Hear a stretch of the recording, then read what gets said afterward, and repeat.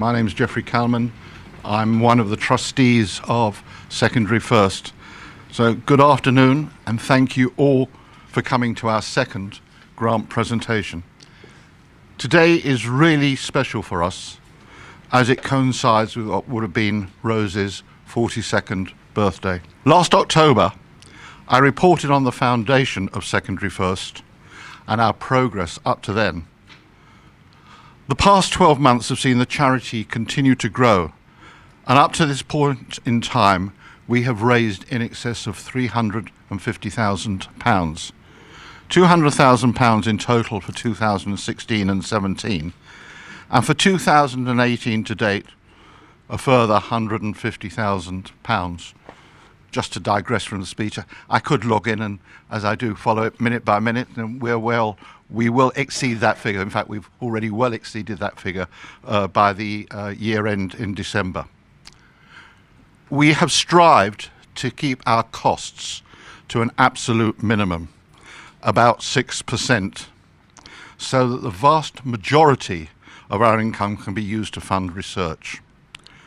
For a small charity launched barely 30 months ago, we find these truly staggering sums, and the success achieved to date means that we will be able to make grants in 2019 and 2020.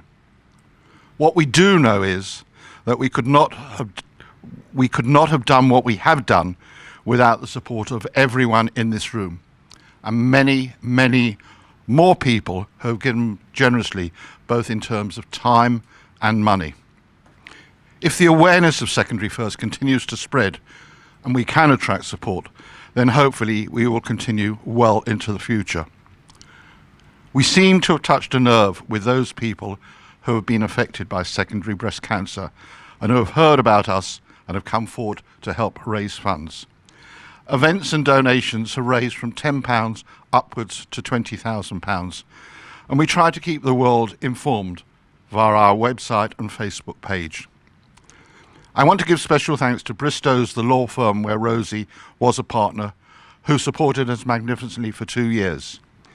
We are delighted and grateful that they have been followed by another law firm, Winkworth Sherwood, who have selected us as their Charity of the Year, and who continue to organise a series of wonderful events and raise lots of money for us.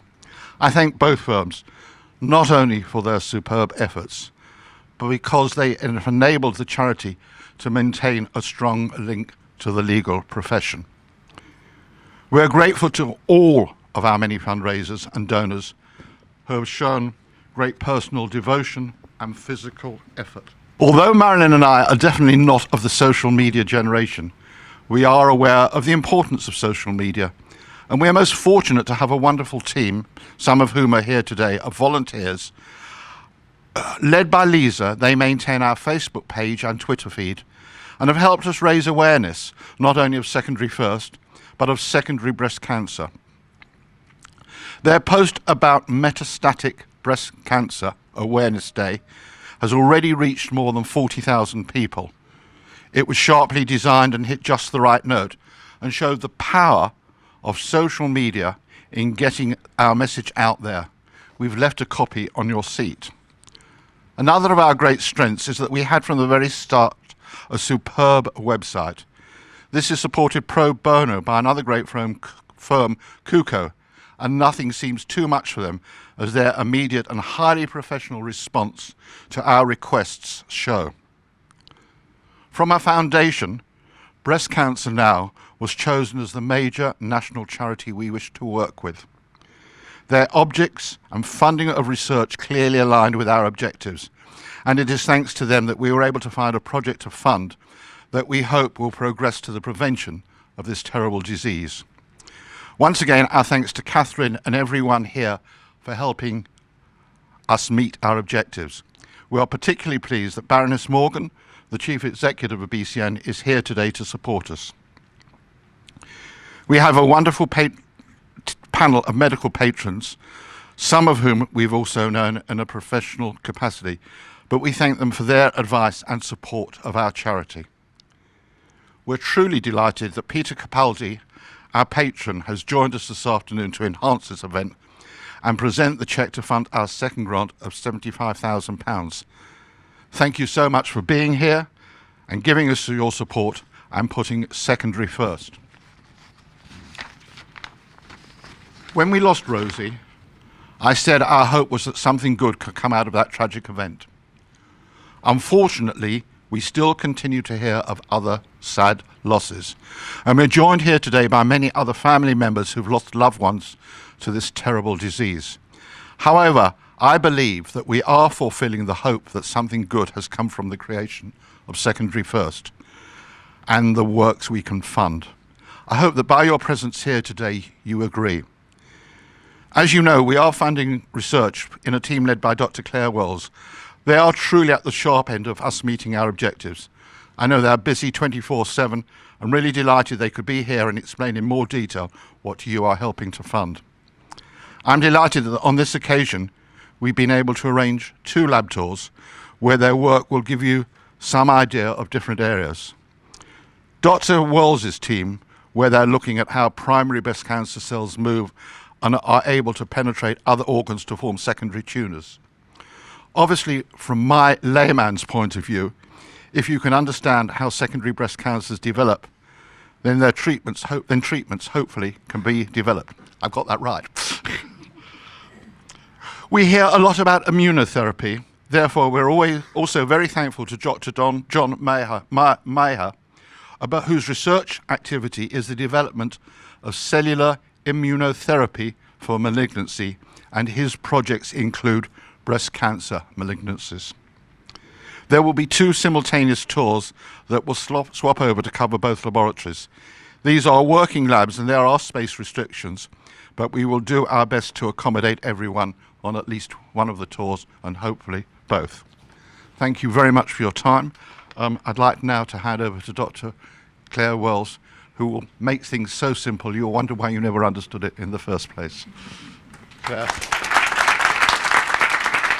So first of all, I just want to say a huge thank you to Secondary First.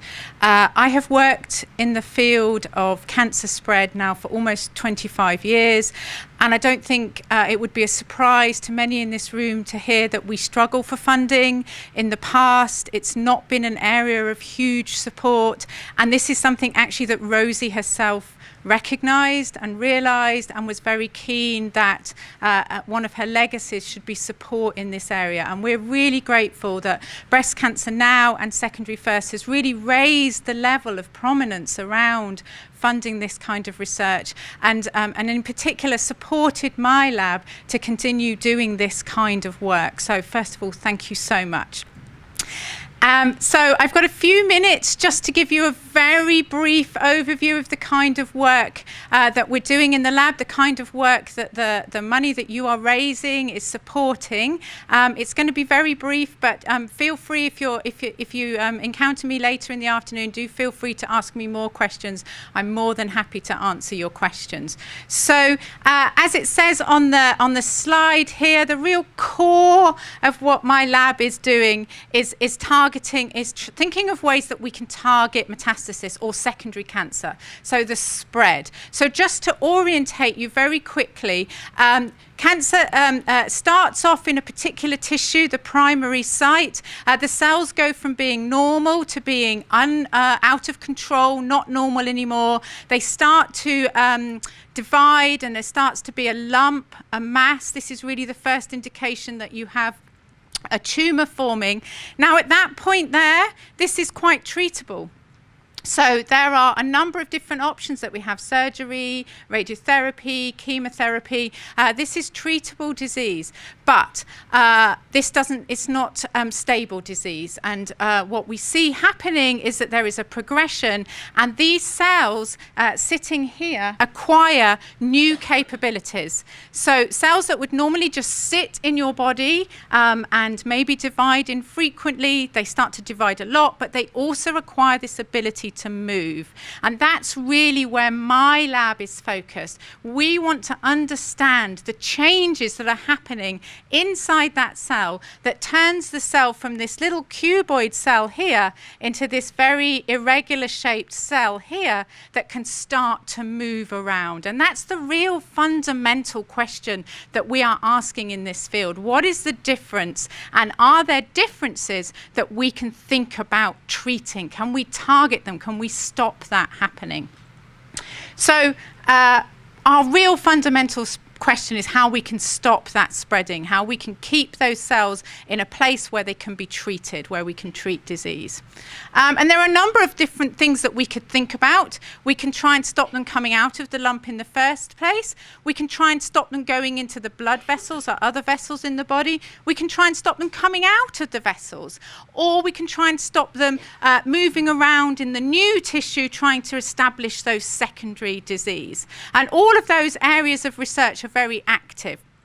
And in my lab, we're particularly interested in one cellular process because we think that actually all of those things that are happening, the moving around in the tissue, the coming in and out of the blood vessels, we think for some cancer cells, and particularly we've been working with breast cancer, we think that invader-podium might be one of the key processes that cancer cells use. Now, that's a very scientific term. So invader-podium means finger-like projections that the cell is making, and in those finger-like projections, it's delivering these chemicals outside of the cell, and those chemicals can dissolve membrane, they can dissolve tissue, and they can help the cell get in and out of blood vessels and get through what can be sometimes very dense, thick tissue to move around inside the body. So we think that for a lot of cancer cells, this is one of the primary ways that they achieve this movement in and out of vessels and around the body.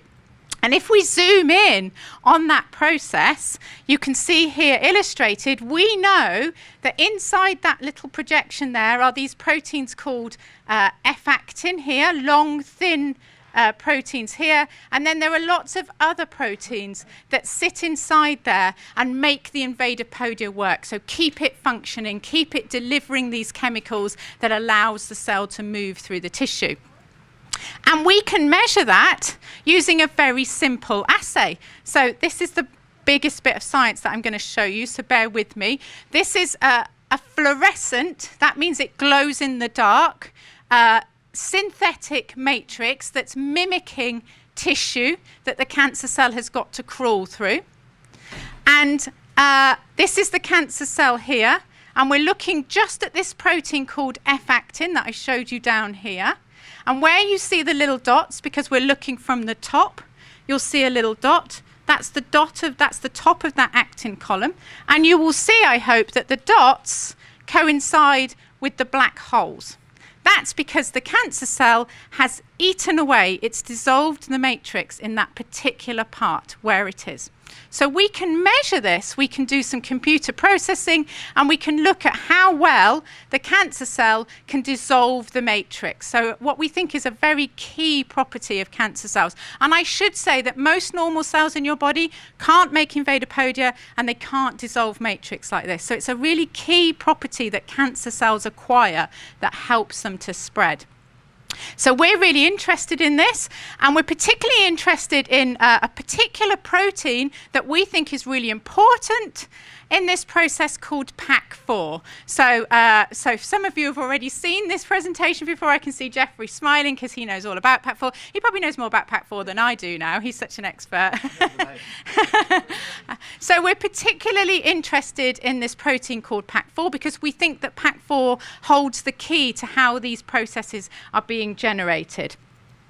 And one of the questions that we're asking in the research that's supported by Secondary1st is PAC4 helping the breast cancer cells to make these invader-podia? Is it an important protein? And the reason that we're asking that, and the reason that PAC4 is one of my favorite proteins in the whole world, is because PAC4 is druggable. So we have the opportunity to develop drugs that would stop PAC4 PAC4 activity. So this is why we're so interested in it, because there is potential here. If we can demonstrate this protein's important, we can go to pharmaceutical companies. We already have a project with Cancer Research UK developing drugs. So this is a druggable protein. So this is what Michaela is doing in the lab, what she's been doing now for a couple of years. So she's been asking this question, and she's found that PAC4, which we suspected already from other work that we were doing, is important for making those invadopodia. So just very simply here, we're scoring how many of the cells on the cover slip are making invadopodia. Here's our 2 control conditions here. We take away PAC4 from the cells, and it's the only thing we take away from the cells. It's very specific. The cells have everything else, but they don't have PAC4 anymore. And now we can see that there's a huge drop in the level of cells that can make invadopodia now. So for us, that's a really important indicator that this is an important protein.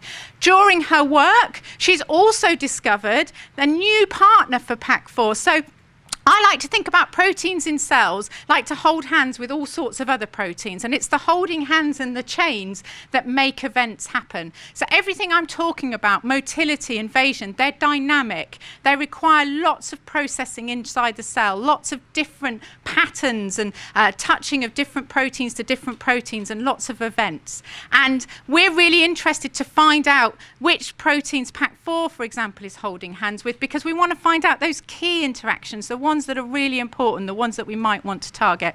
And Michaela has done some really fantastic work establishing that ROU partners PAC4 in this invadopodia process. And so you can see down here that if we take ROU away now specifically, we also lose that invadopodia activity.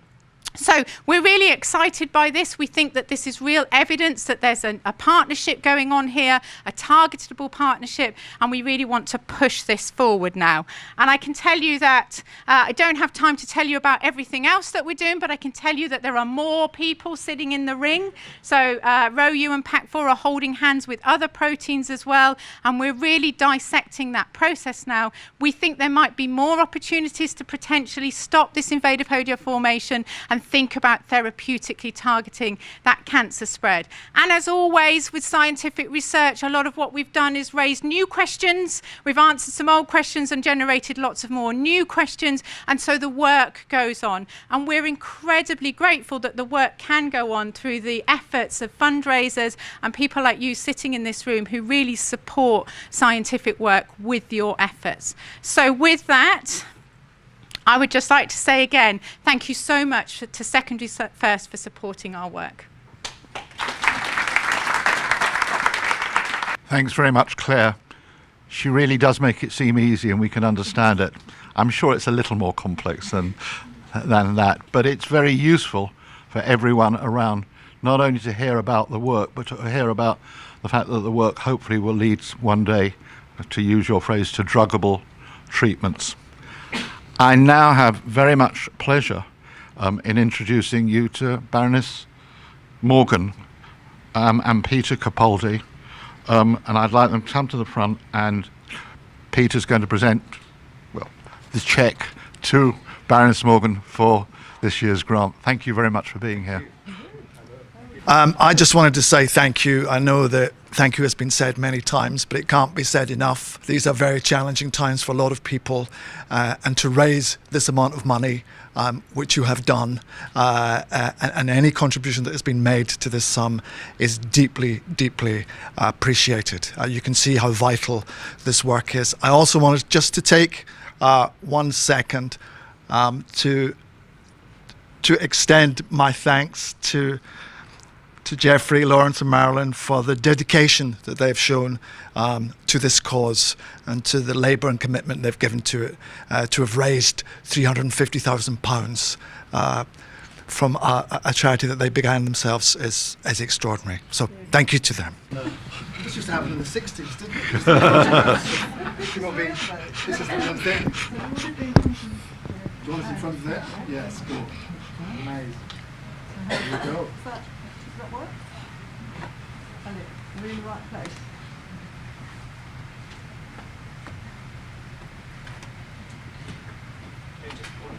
This way? There.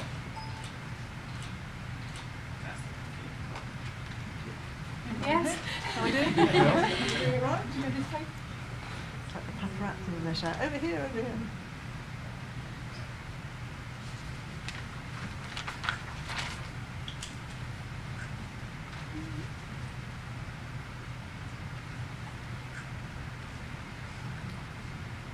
Okay.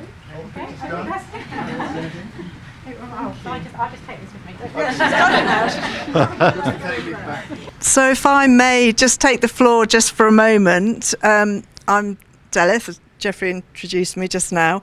I'm the Chief Executive of Breast Cancer Now, and it really is my job now just to say thank you again to Secondary1st, to Claire, to Peter, to the family, to all of you really for what has been an incredible second year. You've achieved so much, and it's very difficult for me to sum up in words how important it is, the fundraising and awareness work that you're doing. I feel truly humbled that today is Rosie's birthday. It's just brings it all home to you. So on behalf of Breast Cancer Now, I'd really like to say a huge thank you to you for all of you, for all the help that you've given Secondary1st to raise an additional $75,000 to continue the vital research into secondary breast cancer that we've just heard about. And actually, it's such a clear talk. It's really, really is very helpful to have that research explained so clearly. Breast Cancer Now has an extremely ambitious goal. We believe that if we all act now, then by 2050 everyone who develops breast cancer can live, and importantly can live well.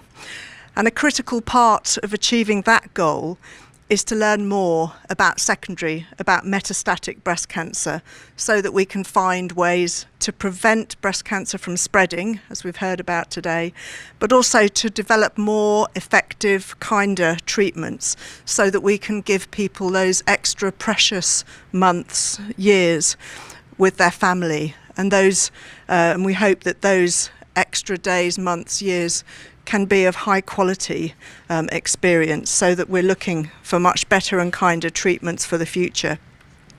Through all our work in research, whether it's in public health, in policy and campaigns, we see huge challenges at coping with secondary breast cancer, not just on an individual level, but the system finds it really hard to know how to respond properly and adequately to metastatic disease. And we see that the experience of those coping with metastatic or secondary breast cancer is really very much more difficult for those with primary breast cancer. So on the one hand, you can think, well, that's great because it means we know we can do it. If you can do it in primary breast cancer, we should be able to do much better for secondary patients, but it's not happening yet. And so we're working not only through our research and campaigning, but we're working to influence those in government and the NHS to provide more support for patients with secondary breast cancer. And particularly at the moment, an area that we're really focusing on is to try and put pressure on the government to insist that they invest in nurses for secondary patients. And actually, where is she? Met a lovely woman just about half an hour ago who's doing exactly, I can't see her, where's she gone? There we are, hello, who's doing exactly what we would want all patients with metastatic breast cancer to have access to, that kind of support, not just the physical but the emotional side. And of course, with help from supporters like yourselves, it is absolutely incredible what you have achieved in terms of raising funds. We need to continue to fund the research, to find the best scientists, to further our understanding of secondary breast cancer. And, as we've just heard about, to build the foundations for better targeted treatments in the future. And what an exciting place to start here at King's. It's just amazing. So the fundraising that you've all been doing in memory of Rosie is absolutely vital to helping fund this potentially life-saving research. And through the work of Claire Wells' team, we are really, really immensely grateful to you for your continued support, and we wish to stand with you until such a time as we can say there really has been something so positive and hopeful that has come out of all this tragedy. So thank you. Thank you.